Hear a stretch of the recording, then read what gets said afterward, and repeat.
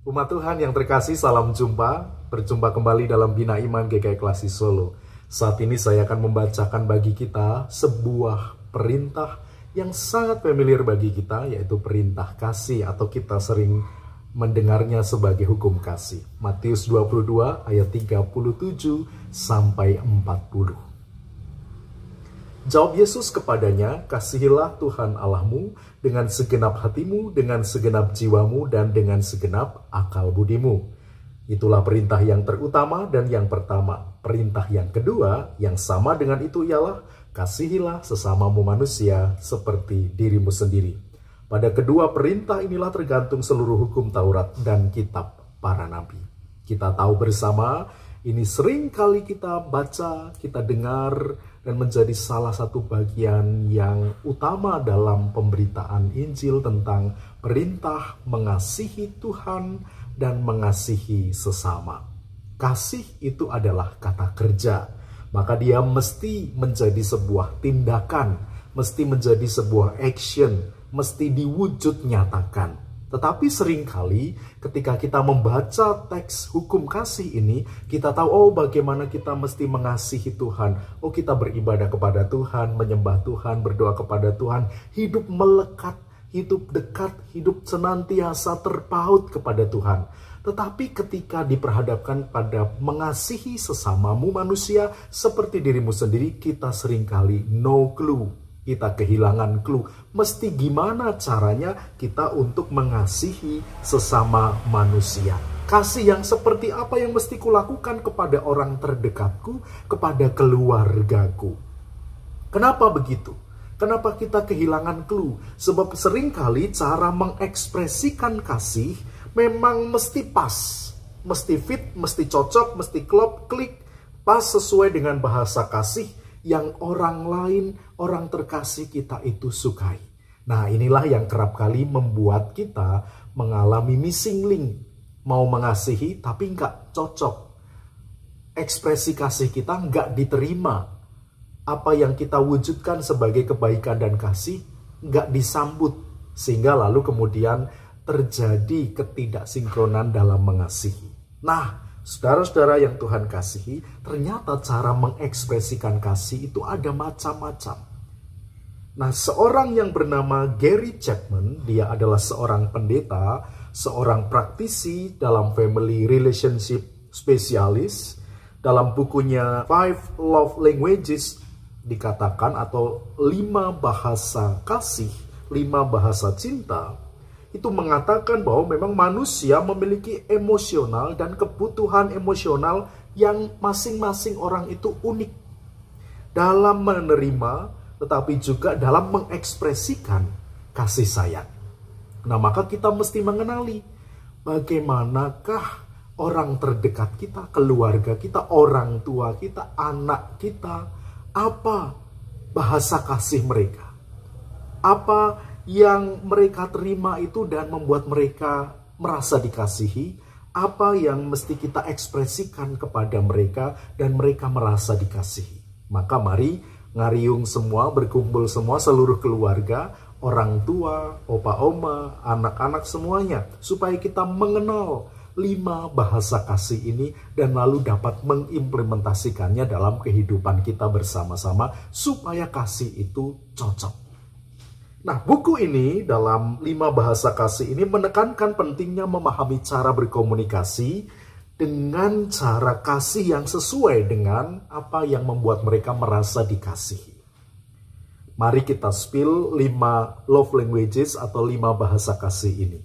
Yang pertama, itu bahasa kasih bisa berwujud sebagai kata-kata afirmasi atau kata-kata penegasan atau kata-kata apresiasi. Atau dalam bahasa Inggrisnya, istilahnya disebut sebagai words of affirmation. Words of affirmation ini adalah bahasa kasih yang kalau orang itu dipuji, diapresiasi, lalu kemudian dihargai dengan kalimat perjuangannya, pengorbanannya, hal baik yang dikerjakannya, dia merasa dikasihi. Nah, itu orang yang bahasa kasihnya bertipe words of affirmation atau kata-kata afirmasi.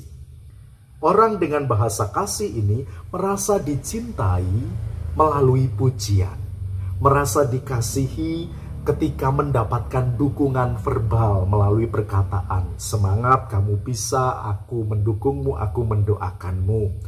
Juga melalui apresiasi, wah keren, anak papa sudah berusaha, luar biasa, terima kasih ya, tingkatkan terus, kamu pasti mampu. Jadi kata-kata yang sifatnya mengapresiasi, mengakui atas usaha yang dilakukannya atau yang sudah dikerjakannya. Tetapi tentu saja word of affirmation ini bukan peres ya, bukan basa-basi.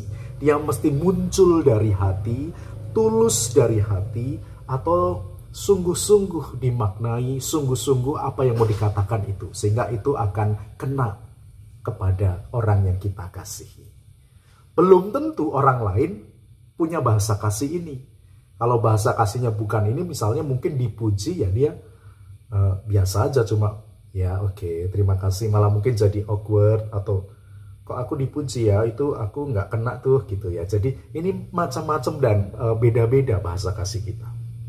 Nah, bahasa kasih yang kedua, orang merasa sangat dikasihi ketika dia punya waktu berkualitas dengan orang terkasihnya. Ada quality time yang sengaja diciptakan dan dibangun. Setiap kita atau manusia membutuhkan perhatian penuh tanpa gangguan. Jadi butuh waktu yang berkualitas. Jadi bahasa kasihnya ketika diberikan waktu yang berkualitas. Misalnya kayak menghabiskan waktu bersama dengan melakukan aktivitas yang disukai atau favorit.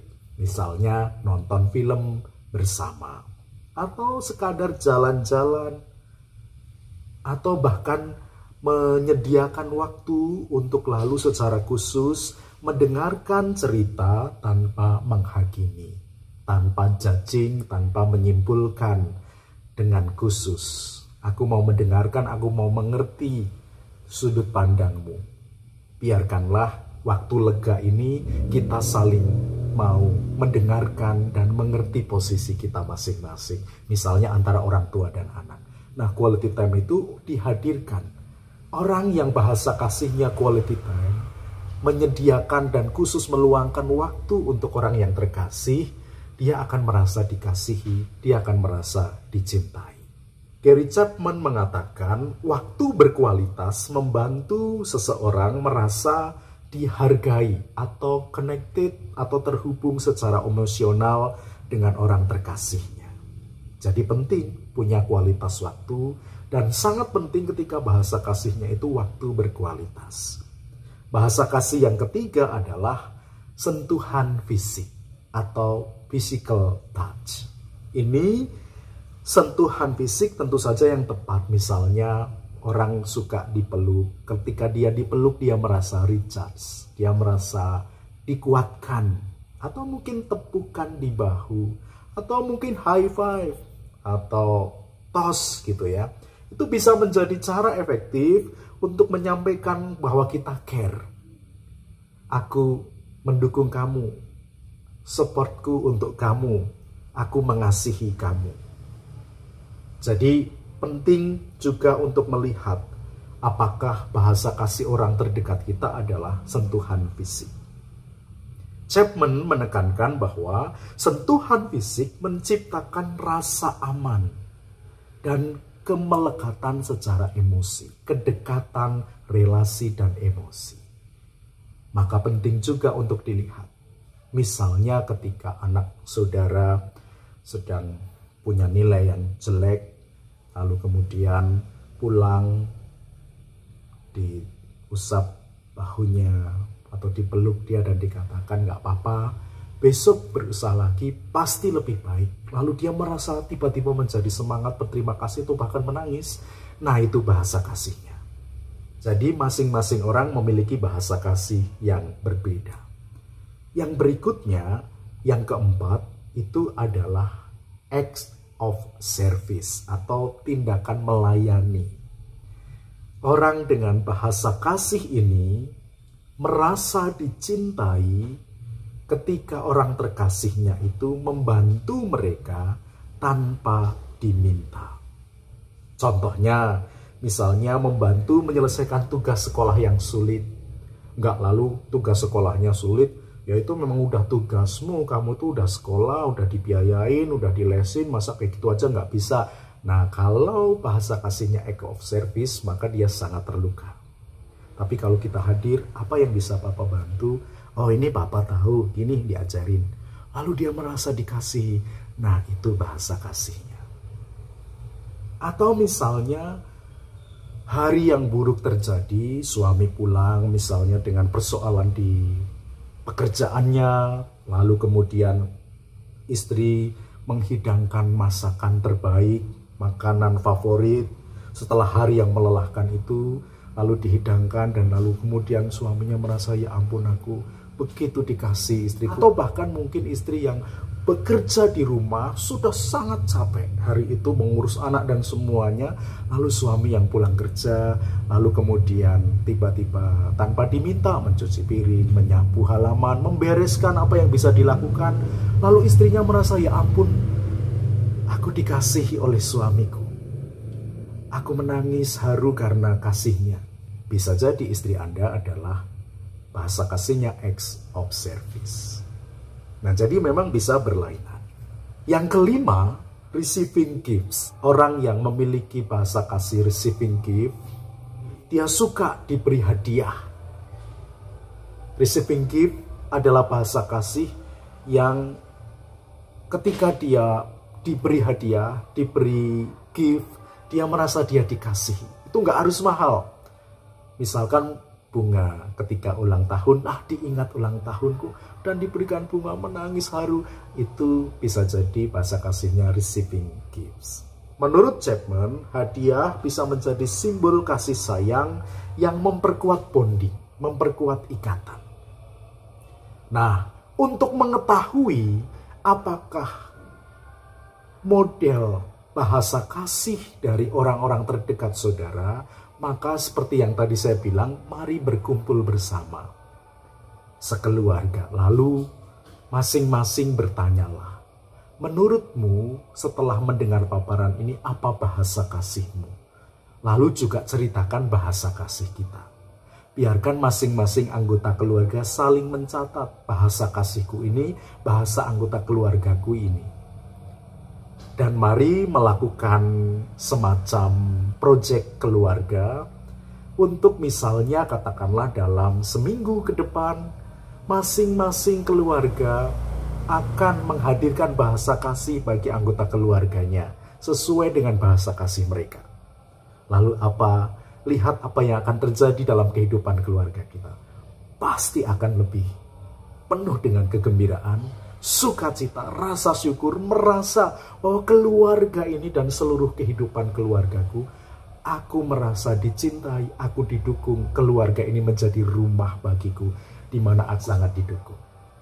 Sehingga kita tidak lagi lalu kemudian merasa kesepian di tengah kehidupan keluarga, atau merasa sendirian, atau kita sulit meraih anak-anak kita karena kita nggak tahu bahasa kasihnya. Mari ngobrol, diskusikan ini, tutup dengan doa, dengan komitmen bersama. Sehingga kasih kepada sesama mewujud nyata melalui sehari-hari tindakan kita.